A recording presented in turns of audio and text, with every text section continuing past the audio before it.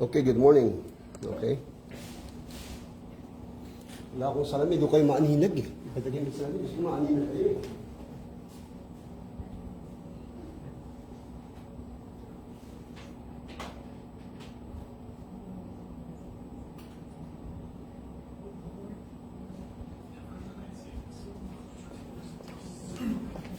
Okay, so wala kayong gagawin.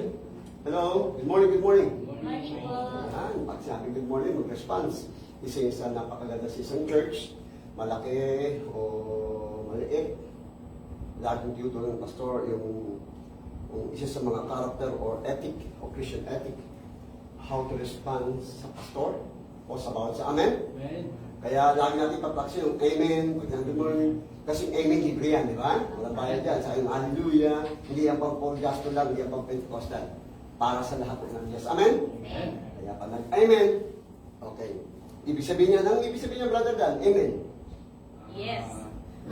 O English yan, ano? Ha? Okay. Para di tumagal, no? Bago tayo pray, kasi 5 minutes na, eksakto, 9, 5 minutes. Yan. So, ang ibig sabihin sa amen, huwag na kakalimutan. Tama siya, Sister Ana? Yes. Pag-respond? Yes. Pero ang pinaka-meaning ng amen means submit. No, pag sabi submit, mangyari na ba? Kung ba sa iglesia ni Cristo, opo.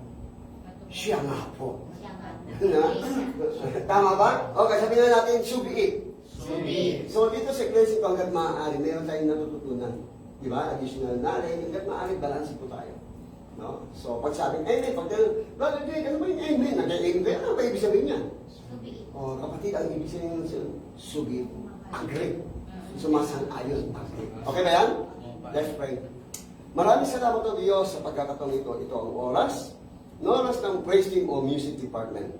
Ang iba padating pa lang, pero ang iba yan dito na, hanggat maaari Panginoon ay salamat din po sa mga kapatiran. As a pastor ay always handang makinig at handang alam kong mabuting na ito ay makakabuting. Lagi mo siya sabi, always yes. Dahil ito po ay makakatulong at ito ay tuturuan mo kami na kung paano maging flexible to serve you and to serve each other, to glorify you. In Jesus' name pray. Amen. So, diretso tayo, no? Patapos na itong ating 5 sa susunod, ibang scene naman. Ibang series naman tayo. So, sa mga nanonood, ito po ay yung oras ng devotion ng ating pong praise team. Bago sila magpa-awit, ay tayo muna ay meron devotion 5 minutes kasama na ang reminder. So, reminder, 5D tayo. Patapos na ito sa 5D. Pero ang verse, Ephesians chapter 4, verse 7. Konting review. Ephesians, yan ang ating key verse. Ephesians chapter 4, verse 7. Na sabi dito, but unto every one of us given grace according to the measure of the gift of Christ. Bigyan natin pansin dito ang measure.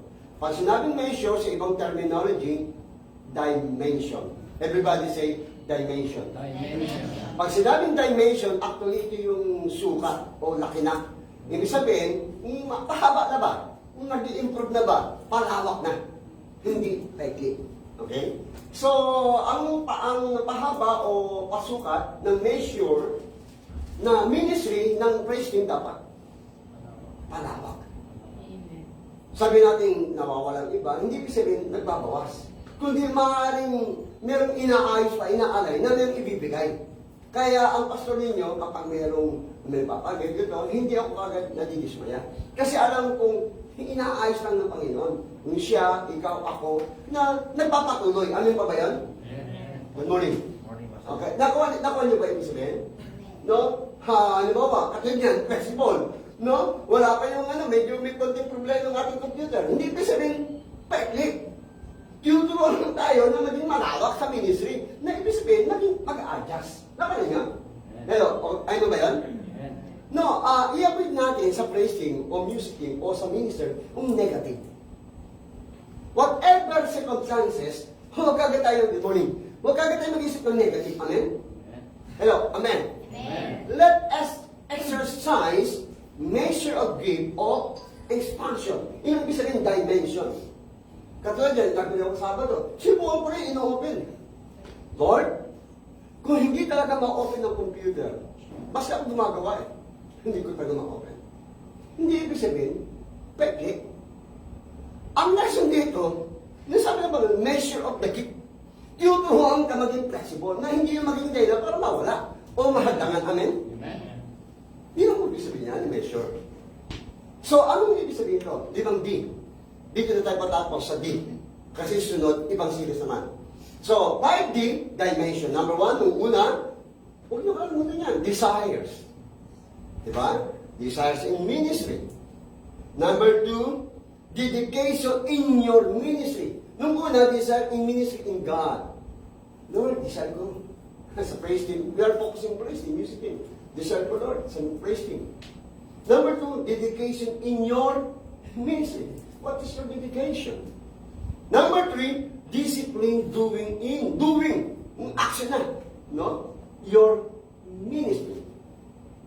Pang-apat, driving. Last Sunday, driving in the right attitude. Ikaw nagmamaneho. Di ba? Tama? So, ano ang ministry mo sa music? Whatever, ikaw ang nagmamaneho. Pero dapat right attitude. Halimbawa, di ba, paliwanag ko sinasabi, di ba, sa pagdadrive, di ba? Tama naman. Eh, biglang medyo na ano ka, sa pagdadrive. Eh, mahit ng ulo siya, mahit ka rin. Kaya labasa tayo. Pero kung tama ang driving mo, siya mainit, cool ka lang. Para wala nang road cage. Di ba? Wala kang patay, walang gano'n. Kasi, driver ka. If you want good, sa ministry, you drive. Nice ka. Amen? Last, determination. Dito na tayo tatapos. Last na bit is determination. Pag sabi determination, ano yun, brother ano? Freddy, sa palagay mo, what is determination? Tagalog. Mas Tagalog lang. Ano mo ka man? Terminado. Ha? Sige. Ayan. Pagpupursige. Ready, begin. Pagpupursige. Ibig sabihin, magpupursige ka. Sa ibang terminology na Tagalog ay pagpupunyagi. Mas malalim yan.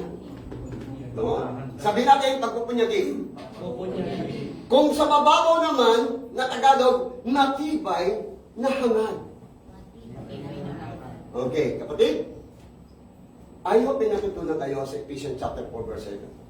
Measure means dimension. Dimension means lumalawak. Nagiging malaki ang sukat. Okay? So, huwag natin kakalimutan ang determination. Maski nasa mood ka o wala, ang ministry hindi na kuha sa mood. Hindi na kuha sa feeling. Pag gusto mo. Hindi. Lord, nasa mood ako hindi, napansin ako hindi, may problema hindi. Minor lang yan. Basta ako. Magpupunyaki ako. Magpupursige ako. Nakala niya? So, yun ang sikreto. So, kapatid, dito nagtapos ang ating 5 minutes. Ngayon, reminder lang, no jamming, no rehearsal. Practice. Okay? And hanggat maaari, matapos ninyo 9:15 para 10, makapasimula tayo para sa ating discipleship training class. And then reminder, enjoy.